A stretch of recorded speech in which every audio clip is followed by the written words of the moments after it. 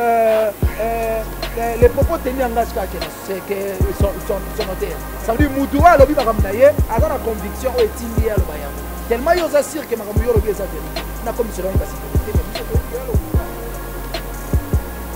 malgré tout ça ya ofrele mabana na ndoko libala. Ça veut dire azana na ba biloko mususu oyo okozo epe marraine. Ate yo pe bien. Okepe libala ou vandi pe très bien. Je pense que les lots pour avoir un artiste et musicien dans le artiste et musicien va s'en aller. Nous sommes au monde de la cime. Si vous avez ma mère à ma soeur et c'est la crise. Vous comprenez? Ça veut dire que pour vivre avec un artiste et musicien, à Boya Yote, Liwan de Kabola Bino et la messe.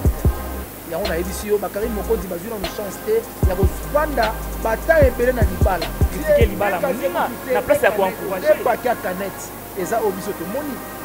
Pour nandega toyebeli Karim Mokonzi ayebi que grâce temo auti na ceinture na ye ça veut dire Karim Mokonzi nda balisaki grâce temo a sali mariage de rêve parce qu'il y a Karim Mokonzi ezala plus rêve a tes après d'autres parce qu'il ezala bien ba niveau moko maintenant on doit monaka deux casiers au biso to deux canettes deux paquets canettes c'est que ezala ka te wana pour ça ça que oublier parce que na ba propos ya Karim na lobby et ça symbole mariage coutumier ça c'est un symbole. Batutaka tolo te na mobali ya bato luka ya yo e ozolekisa ntango apamba mama créata ligablo na yo tika bajenda na la mairie bayebi makango te bayebi yo te respect na Alice Mibilou chéri nanga joueur à liga Alice Mibilou joueuse à première ligue Mama soki ozwi penalty kobwaka na passe teo beta na poto kotisa ballon na filet ekosalanga vrai bien ekosala pe vrai bien yo kopratika to bambinga lokola judoka Mobilou maestro te motangisi nga lokola enseignant tala na comprendre les sons A, B, C, D na comprendre les sons consonne na voyelle et na bongisi jardin na kati pelouse na tie mesa pe na tie bilei ata na butu ata na moye ata tango moye ingela pegi Bileo leisi ngai, bileo leisi nga Bileo leisi nge lelisi nga lokola mwana Bilubo tie lipegi lelisi ye lokola bebe Azolia azosenga encore Alice Mibilou ozalise yo moko Yonde la patrona ozalise yo moko Vraiment na masolo ba chaîne ozalise yo moko na motema pegi mopela ozalise yo mokwe vraiment bakita bamata ozalise yo moko mama Alice Mibilou ozalise yo moko vraiment na masola ba chaîne ozalise yo mokwe vraiment bakita bamata ozalise yo moko abalinga baboya ozalise yo moko Mama Alice Mibilou number one Blaguité la patronne à TV toujours c'est pas pareil. Bonjour, bonsoir, ça dépend de l'heure à laquelle vous regardez. Je suis à Saint-Vito pour le match de la presse par le maréchal de la presse congolaise. Mesdames et messieurs, aujourd'hui nous avons le réel plaisir pour nous de recevoir encore pour vous de l'homme de jambes.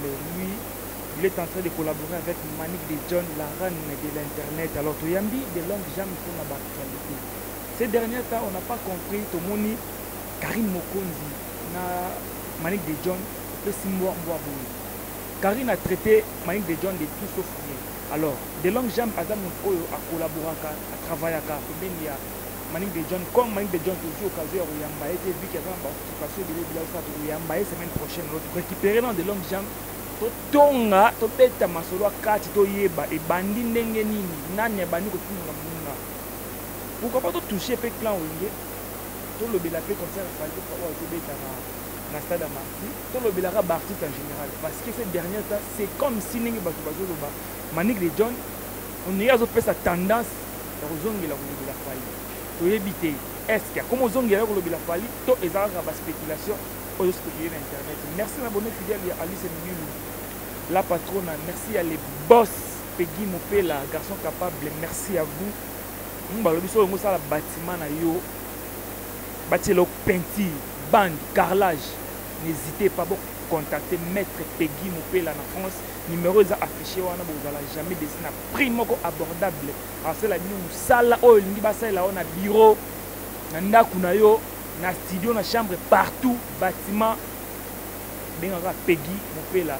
Merci aussi à l'homme, le puissant, Alain Tita Androquois.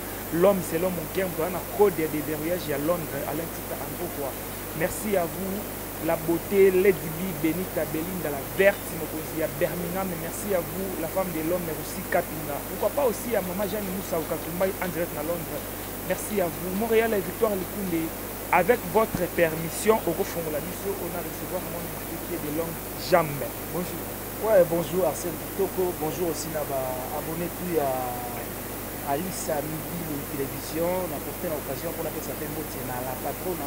Alice Mibili, la photo na oiseau d'Abisso depuis quelque part. Et puis merci beaucoup.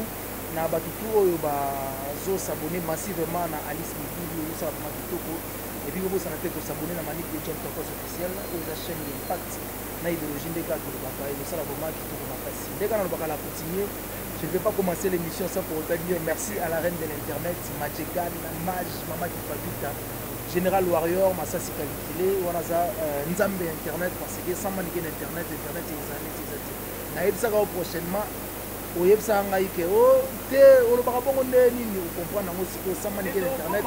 Internet est les années. Et puis merci déjà à Yabroti Louvozo, Mami, Maman Netlon depuis l'Allemagne, au Basouté Narabiso, et puis il y a Ouli Mouché, les véritables codes, d'un bon séjour au pays, Azana Kinshasa, Vienna, et puis bonjour, j'en tika sur ex, non commettre l'espace en TS. Na pesi pe mbote na boutique de Biema ou la Tara, boucle création, maman Dani Facile, pour tous années depuis. Azoni fait déjà, tout droit, il s'est mis à la voie, tout pays fort de ça. Agence à fret et maritime, généralement pour la Château Rouge, hérité pour Malégrand ici, tout ça va voler avec toute sécurité. Et puis les mannequins à Château Rouge, bébé Chico, mannequin à Château Rouge, Wabiwana, Mutazo Latis à Château Rouge, bébé Chico, les mannequins, il y a Château Rouge, à séjourner en Grèce, on a sur les lots déjà, à en France, au Salaboma, qui tombe en place. Donc, la petite sous-moté, l'espace où il y a Bibiso, la persévérance chez Merché, au Vétozana et à l'exclusivité. Au Salaboma, qui tombe en place. Nous avons un mois de la femme. Le 8 mars, on a fait alors, Manique de John Agamoisi, la ligne est sincère. Est-ce que Manique de John a dû répondre, a dû respecter les critères et à Moisi Lelo?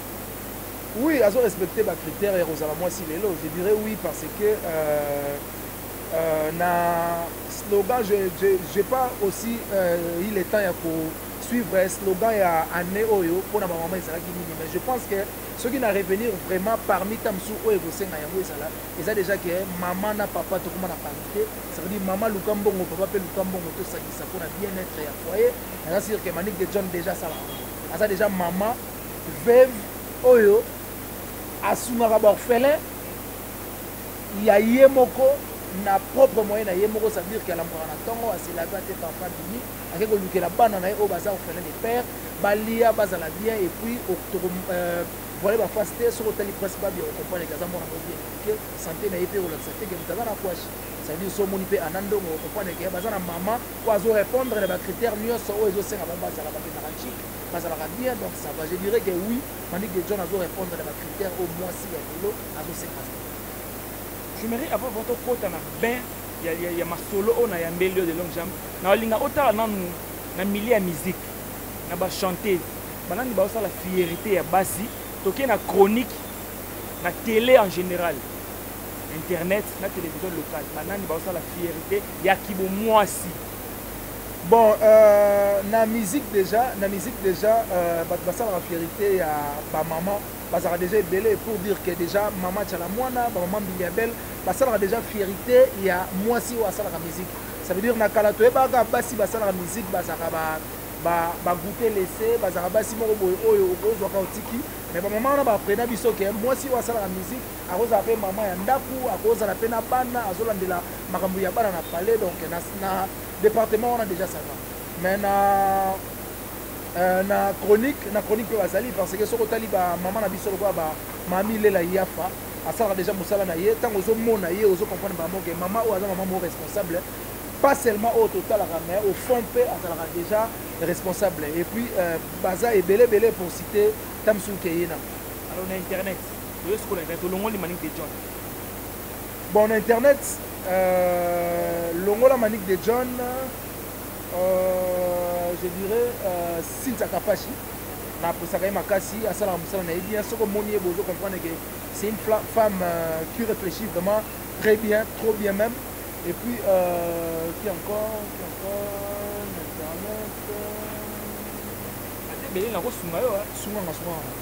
Sarato là. Sarato. Grâce Karine Moko. Il y a autorité morale, il y a Bamabé. Il y a Koutouté. Parce que Yende a initié Oyo Koutouté.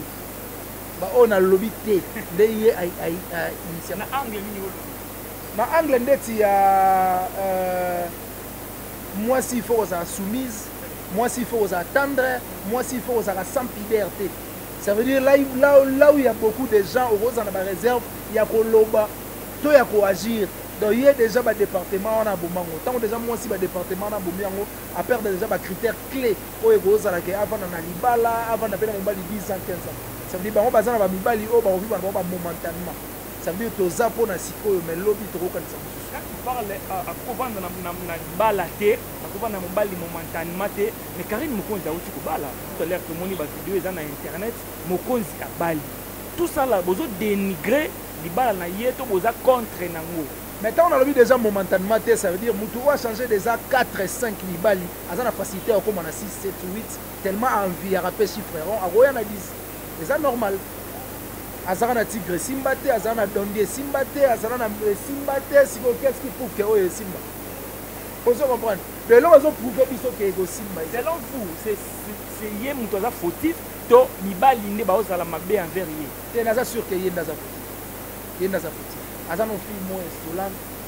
Azana fille mo boy oso yebse go bimate yo bimana ye. Azana fille mo wa mankaka ba parents ya mobali, parce que mutabongo ba critère wana déjà mobali ya normal. Comme mobali wana owa bali lelo actuellement atalaki yango tayebi que non fille aza insolente, fille aza impoli, fille aza mal éduquée, fille aza mais quand même a osé kobala ye de longue na yambi yo parce que totali vidéo ya Karine Koloba. Comment expliquer Manick de John toujours azala toujours na sima Karine? Je ne sais pas. Na non ne bandi émission lobby nanga que sans Manick de John internet elali. Mais sikoyo makambo ya Karine Manick akoti yango pourquoi Koloba ke bali na deux casiers ya masanga. À côté yango parce que azo faire partir na ba maman internet. Na lobaka ngo pe na ko CCT Koloba yango Manick de John azwa chance ya kovanda libala temps embelé ke Karine Mokonzi malgré tout ezalaka yo fele. Parce que pas bien abala yi. Ah voilà. Merci pour le lisa qui a offert. Kasi yango na lobiti. Tant nazo sala ba rectification, ça veut dire je pèse bien mes mots na yebi pe o nazo. Ça veut dire Manick de John azwa temps ya kovanda na libala. Bata embelé, 10, 11, 12, 13, 14. Malgré tout ça, on fait les mapana na ndoko libala. Ça veut dire azana na ba biloko mususu oyo okozo epé marraine. Ate yo pe bien, okepe libala ovandi pe très bien. Je pense que lelo oyo pour over un artiste et musicien na ndako za men ça fait. Artiste et musicien va sala ba clip biso moto mona ndeba simba na basi. Soza muté ma mère Amazon té o ça la crise. Vous comprenez? Ça veut dire que pour vivre avec un artiste et musicien, à Boya Yote, Liwande Kabolabino et Zamen Safer. Il y a un édition, Karine Mokonzi Bazuna nous chance, il y a Vanda, Bata et Belena Libala. Manick de John en tant que Mliaka, Yamakamu Yamapala, en tant que aussi visionnaire, Oazomon a lobby, Yamapala, Nengezo Salem et Osala. Après 10 ans, Libala y a grâce avant coup de Panzan. Manick de John déjà à Lobagi, n'a tel genre ya Libala Oyo et promet traiter. Est-ce qu'il promettait qui 3 mois à Pamba Libala et comme voice bima mobile alingaki nani bakeko tunana ni Dubaï. Mais après 10 ans avant 3 mois pour dire que Manick de John azana na maîtrise ya makambo bango baosala lelo ça veut dire ya sala déjà et puis mabala ya ba mère na biso ya sera kala ezaka na ba chance que simba ba mère na biso mingi ya bakala so retourner maman si lelo bokoma na papa biso il va na combien de mimali en tout cas 2 ou 3 mais lelo o ba fille lelo on compte mi ça ba maboko na makolo sili a comment ça na ba mboa c'est que j'ai dit vous comprenez mani de gens après 10 ans makambo ya mariage ya grâce temo lelo o pona nini ba critère o ezaki na mariage wana ezo promettre que libale vanda 10 ans 15 ans 20 ans ils a fait histoire ça veut dire ba mannequin de ba fille d'honneur déjà beauté ba fille d'honneur o bazana ba libabe vie na bango moko de simba te qu'est-ce qui prouve que bozu pe ata na bino rolandela ngo penza bien ko na ba fille d'honneur ba te baza bien te ba fille d'honneur tango zo ta fille d'honneur tango abina ka liboso ya marié mu kongo na pesa na sima la plupart biso ba africain to loka bana na sima ça veut dire fille d'honneur au tse so ka na ba mpoka sima wana e ko loka libala yango zo mo ba libelo zo sima c'est no ba analyse Karine Mokonzi a te ba fille d'honneur mais o te ba fille d'honneur nini ça veut dire o te ba maman oyo makambo na bango mona no esimba te pele nde bazana ba boka bangu ndezo simba te qu'est-ce qui prouve nenga bineli au mariage entre parenthèses vous comprenez dans sens wana mais bango siko le problème na bango ezakani ba concevoir ka makambo mabe bon na évité mani de John yango na auto solani le na tongo na ese mère faut ça la émission mo bilingue trop de koloba français musu ba comprendre de fait ya koloba ba lié na deux casiers et ça c'est comme si bozo minimiser libala ya minga bozo critiquer libala minga na place ya ko encourager pas ka canette eza obiso to moni pour na ndenge to ebeli Karine Mokonzi ayebi que grâce temo auti na ceinture na ye ça veut dire Karine Mokonzi nda balisaki grâce temo a sali mariage de rêve parce qu'il y a Karine Mokonzi eza la plus rêve a te eza prédote parce qu'il eza la bena ba niveau moko bon maintenant on doit mona deux casiers obiso to moni deux canettes deux paquets à canettes c'est que eza la ka deux wana pour ça ça que oublier parce que na ba propos ya Karine lobby eza symbole mariage coutumier ça c'est déjà symbole bandako ya poto boyebi ndenge ezalaka mokie bamasanga ezalaki na couloir ezalaki na couloir ndabongisi mais falaki alobaki ezalaki na couloir tango bato bazwaki video na ye wana batie na bapage falaki alobaki masanga mosusu eza na couloir parceke yo engolakisa biso kaka de paquet ya canette mais biso tolobaka oyo tomoni tolobaka oyo tomoni te et puis critère mosusu eza bafille d'honneur oyo atie baorespecte bacritère te na kala toaka na bafille d'honneur bana oyo baza bafleur d'âge ça veut dire mwana ono alongola zemi te mwana ono akomi na vie mibali te aopesa libala oyoke liboso mais oyo tia mutu déjà oyo ntango alekaka na mai ya kalamu ya bana bazoganga me moye ya mona eza te pose esti ozo comprendre parce que mutu abongo makambo na ye moko kutu ya bino ezosimba te qu'est-ce qui prouve kende abineli oyo wana osimba mais lelo na bazobotala biso bazomona c'est comme si bino bopesaka tendance toujours bolingaka Karine te nayebi te pourquoi bolingaka Karine te parce que tobanda kozela quand même soki mutu aza mabe ndenge bakolobaki non c'est une fille oyo réputation na ye c'est bébé mais soki ya bato banda kozela tomona félicitation encouragement ya Manick de John mais au contraire bopelisi moto mais en réalité naza sûreté que Alice Mibilou la patronne a contredire là en réalité bapesaka chance na eloko oyo ozocomprendre que simba tokopesa chance na hypocrisie te toko applaudir na hypocrisie te ça veut dire tovandi place moko boye tobetela ndidi maboko or que calcul na biso eza tobeta boakufa ozo comprendre na sens normal ozo comprendre ça veut dire que tokoki koapplaudir te na eloko moko oyo ezopromettre te baapplaudisaka na eloko oyo bozomona ke lobi to lobi kuna ezala bien ntango boapplaudir bato bamoni ke bobetele maboko mokolo ekopanzana balobaki me bobetele maboko epanzani yango biso tolingaka to applaudir nanu te to observe topesa mpe chance soki esimbi nzambe akumisa mais on dirait bamingi oyo tozolobela esimba nde te par rapport à début lelo jambe kokende kokundola kolakisa bato etala kuta osimba mobali me mobali azolonga maboko azoboya c'était important pour prouver kaka Karine to ezalaki nini parce que jusqu'à toi comprendre te qu'est-ce qui se passe entre Karine Mokonzi na Manick de John bawelaka nini mais en réalité la vérité blesse mais eza biso moko tomoni vidéo ozosimba mobali botambola ne nzela moko mazolingana te on dirait asali yango na consentement na eti c'est-à-dire bosalisi ye makambo na makasi et puis tala en réalité mutu pena normal pozwa monopole ya okende ntina niveau obala Karine Mokonzi fozala pena audace vérité je te dis et puis famille na yo bandima pena ke obali Karine akomi bokilo ya baparent na nga en tout cas bakofingama mingi Qui français en mal terre, tu mérites plus que ça. Il mérite plus que ça. Karine Mokonzinda on mérite plus que eux. Ah, bah il y a dit ça qui est ma camoufle. Aïe, ça qui est le bas, tu mérites plus que ça pour être en grandeur. N'apprendre vérité. Ceux qui ont sali investigation, c'est ma maman, ça y est, vous comprenez que n'a si vous avez des John, aux Akana, ma belle John, long jam, aux Akana des John tout le temps. Si vous réaction à Karine, elle a plus loin, à te toucher l'effet Babia. Vous avez une manique de John, Aza, motema ya moué, vous avez Koufa, cadavre. Réaction à Bino, réaction à Bana manique de John, et ça réaction à manique de John na bana na biso ne faisant normal. Ça veut dire biso toi fier que manique lelo a koufela papa ya bana na eba biendo na chokoro pe à son âme, mais ti lelo a la ki sa biso aventurier pour le bito sekaye. Ça veut dire à se maîtrisaka alingaka jour en kutana mutu oza sincère, mutu ozo ya pona boula les meilleurs et les pires ndavanda. Mais ailleurs la biso aventurier pour le bito le bagay maman ozalina mobali o melodi comme na oyo. Ça veut dire aza maman oyo a se respectaka. Dans le lobby, bon, et subi sauter. Et suis plus mingi famille à Babia pour maniquer Babia Balaïté. Et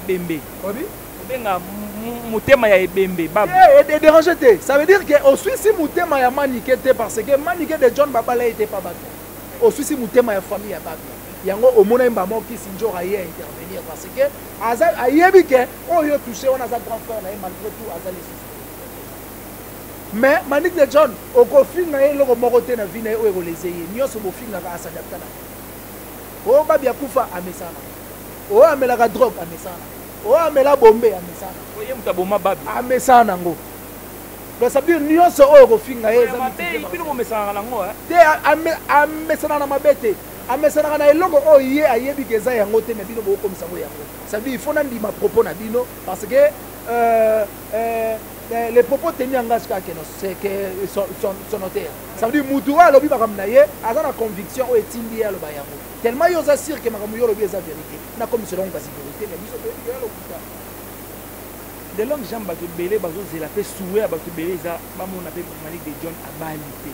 Ala kisi biso pe mobali na ye parce que okolo bana biso que depuis ba bia kena azaka mobalité.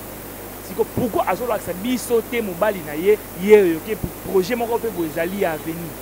Azolo a relaxé mobali na été pour te dire la vérité parce que ezala maman bala ya ba base ça veut dire ba relaxé ba mibali pour na ba sentiment mais ye na âge na ye wana za na temps lisu yo sa sentiment ça veut dire azala posa ya mutu o ba va ndimba la moko ti suka ya mukolo onza batila yango ye la biso mibali te de père que ayana o lobby ayana o lobby to benga ye mama ya ndumba yango c'est certaines personnes balobi que non que exemple pourquoi ya ba de mutelati mbali bazo mona été s'il faut se défendre pour na maniki bazomikosa parce que non bazo chance ya ko kutoyer Manik de John te ça dit ba kutoaka e na batamo boye 1 heure du temps ou 2 heures du temps bakaboni menga ona saka na ba tanyoso ezana o batba lo baka o il faut balo mais kati nango biso de tout mais eza important to ils sont battu na TV parce que a officialisé très bien. Changeons de chapitre pour parler sur Clan Wenge. Clan Wenge Sangani, mais pour na batu misusu, ba osala ba analyse na bango, ba lobi Clan Wenge, il faut ebete la faire rigoler maboko parce qu'il y a précurseur, il y a projet à dynastie et l'autre monde peut Clan Wenge Sangani, au contredit bango. Bon en réalité moi na muke pas robeta mbunda bakolo babini, mukolo pas ozwa vision et loko mo à travers au moins na sali. Et ça normal. Ce que ça que faire rigoler na sali, ba grand frère na ya Wenge balandi, ça normal parce que y a faire partir na Wenge. Et ça que bazui fruit ya eloko bango mo basala ça veut dire Wenge sala faire asali idée Wenge sur le normal de sala faire olobi mais Wenge de sala faire asa fruit ya Wenge faire asa fruit ya Wenge ni ozo Wenge musika na zomo ça veut dire faire asa fruit asa na 4x4 tout terrain na zela esko yo ya apovino yango mais ngana ebisi OK faire asa fruit ya Wenge musika maison mais vino yango yo ina ngamba pe pakate yo yesu warande o mari ke yo se la biwana do ba tala biso ba comprendre ke yo ndo za songi ngate ngana lobi na ngaza fruit ya Wenge yo ni ko landa ngana lobi maison mère yo ko misuka te pakate ndeni alors ngana lobi maison mère donc ba tala yo mo assumer ba commentaire ça veut dire que faire rigola Wenge ça na raison ya kozwa eloko ofui na bango esali soki ke eza yango. Mais en réalité faire égol aza mutu ya ko applaudir makasi autant on donner ba confinement acoustique faire égol anda bandango et puis eye mulongo. Et puis tout le monde dynastie et ça tam so ça son quartier la terre lobi voilà lobi ni et ça la bien po bazui fruit ya eloko ya mwana mboka bazui ya Michael. La CPL vraiment de longue jamais pour na tolinga boye parce que ça montre que Tozoko là 2022 makambo ezo changer. Quand on parle de Pierre Egola, on parle directement de Fali Poupa. Fali Poupa a joué ta concert à Stade Marseille. Pour na battu belé balobi, c'est pas le moment. Pour Aoussa Lampiaka, à retourner sa tête. Il fallait bêta yango na ba série ba droit chemin. C'est en réalité on a raison parce que plus mingi ba Congolais baza focaliser na politique. Ça veut dire que Congolais a désavoué na déjà ba idée wana ke ndule mo ezo beta akende. Ça veut dire Congolais a comment ko bunda pour na bien-être ya Congo. Pour lobby ba na biso ba la tam sous protégé par rapport ya mboko ba kovanda. Congolais a se focaliser pas vraiment sur la musique. Et ça passe ngai mono non ke écouter. Parce que ba biso ba okende. Mais na minute on doit makamba Ukraine na Russie. Ba ba kovanda ba tala nzamba sunga Russie guerre si là. Tout ce ça na ke stade de Martyr. Ngana ke ndobi na bande ko na Ukraine ba zo kufa. Na okende. Si on a créé ce que nous avons manqué dans Zambie. Donc ça montre que la guerre est alliée. Bino na l'artiste Fali. Oui, son artiste la guerre est alliée. Mais stade de Martyr il y a lelo au poton di sango za mince affaire te. Ça li pendant nguba te. Sera ba faire na biso ba wera na jibe. Na ta ngolo wa sera ba Maradona. Ça veut dire joueur mo ba go so ba na défense so pas ba joueur nyoso. Mais lelo atayo Messi pour les data 5 joueurs ça va problème. Ça veut dire ba multiplier niveau ya ko kanga crochet, il y a l'un des autres de père que ou les katé. Ndenge musique te comment. Ça veut dire baza plus focalisé ya la vie na place ya la elo mo en permanence. Ça veut dire que tu as besoin de l'élo, tu payes des lambas, tu mets des bisous fort, après le lobby et c'est un sous banaba lié avec des chics. Donc, Bomako. C'est donc j'aime pas te béler, tu as la bisou, bazol n'aba yeba. Quand on a annoncé que dans Yamba, tu béler, merci à Lobby, le machine, Madaka, dans Los Angeles, à Comélinga, Lobby, tout n'a de longues jambes. Tu vas comprendre que bozo fait ça, air moro tendance à défendre l'artiste, Fali Poupa, air moro bozo boyaye. C'est pas parce qu'ils ont rejeté Bino, mais ils ont média, to ezani en réalité. Malheureusement, ils ont rejeté à volontaire. Ils n'ont pas fallu pour volontairement, tout le monde volontairement. Ça veut longo la Bino. Tout le longo. Longo la Bino. Longo la moutou na lettre. Et on longo la moutou verbalement comme ça. Et puis, il y a pas verbalement pour papier. Il y a pas verbalement. Si on a ébici, il y a verbalement, il y a tout le monde verbalement. Ça veut dire tolongwa tolongwa ezabiso nde tolongwa wala loba longola ka batu na papier on peut na ebiso ki na ba longola pe binoka verbalement yango na yebisi yo boye en réalité biso to ya comme volontaire to ya volontairement tolongwa volontairement et puis les jours tolé na président Fali Poupa na mariage ya Ken Piana ayebisa manike teke atika kolobela makambo na ye ayebisa ka manike tika ka kolobaka mabe na makambo na ba ça veut dire to koloba malamu na makambo na ye aloba na manike de jona ko beta ou akobeta ye alors après, parce que moi j'ai été là. On appelle ça l'investigation. On a commission qui a combattu déjà. Qu'on s'investir, pardon. N'a pas tout autant sous Bazalagité. Mais moi j'étais là. 0 mètre na président Fali Tiatia Koloba. Alors on a manité. Alors Bakamakamne n'endenge ya mabeti. Ça veut dire le contraire. Alors Bakamakamne n'endenge ya bien. Et puis de deux, attends le bagage au bétail. Maniqué de John Dazong c'est le gars lobby. Et ça le là, papa bana abeti maman bana. Et ça normal. Papa abeti moi aussi. Et c'est normal. Vous comprenez? Mais tu vas dans la bango, idée au bazar nango qui est trop zonga sur pas poser Fali Poupa. Biso na minute to na calcul que artiste ou aroya na ba papier to signer contrat to comme ko sala promotion makamna ye, nous sommes d'accord. Mais ce ko yega to ya verbalement. Proposer pepino hein. Ndetina. Ko fiolo mide. Tolobi que artiste nyoso o aroya na mikanda proposer kasi. Tant on a lobby déjà artiste nyoso ça veut dire na ba Kofi na ba Ferré na ba Bébé Chanda na ba Michael Jackson na ba Ferré. Na Ferré. Et ça. Et point. Oh. Ferré te bon. Ferré gola. D'après on m'a dit que John na Ferré ba oui là. D'après. Nako yebi. Ngai mo du manique a ebisa ngai yena Ferré ba sakana makamana mo privé. Ça veut dire c'est pas important tangana yena. C'est public, c'est privé. Donc ça veut dire qu'on soigne on peut la privé. Non, normal. C'est la comprendre. On comprend les oyo comprendre. Oyo on comprend na ma vie. compréhension est négative. Bazozélande bo changer combo ya chaîne elongwa Tokos wana de John bo longola mo. Bon Manique de John Tokos officiel Tokos wana tozon comme des comptes final. Ça veut dire que tu travailles volontairement place moko boye tozala payé par rapport ya mosala tout ça là ndé tozaka des comptes final ya combo. Bénéficier na ngo. To bénéficier na combo parce que tozala pe mosala. Warrior au bazawa. Tozala mosala. Tozala mosala vrai ou faux. Bafuta binot. Na bi tozala mosala to futa maté pour te dire la vérité. Yango tozwa combo wana comme des comptes final. Alors ce qui lelo fali coupa aigle le king a décidé pour renouveler cas aye vers bino. Réaction na bino ezani. Eza non.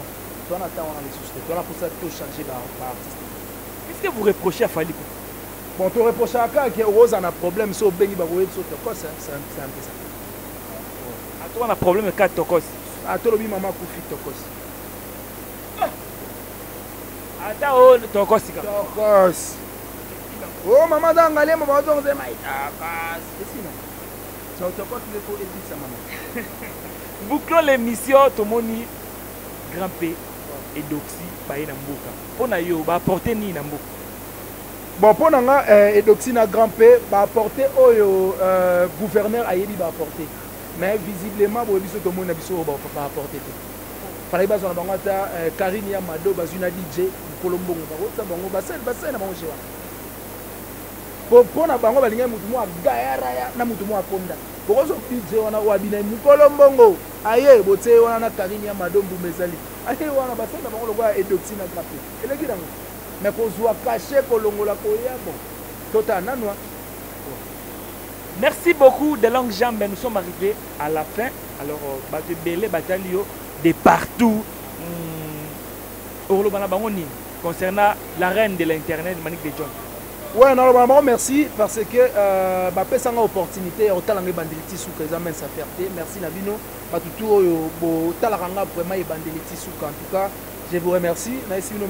Na onyo sobo salaka, batutu basalaka financièrement, matériellement, moralement.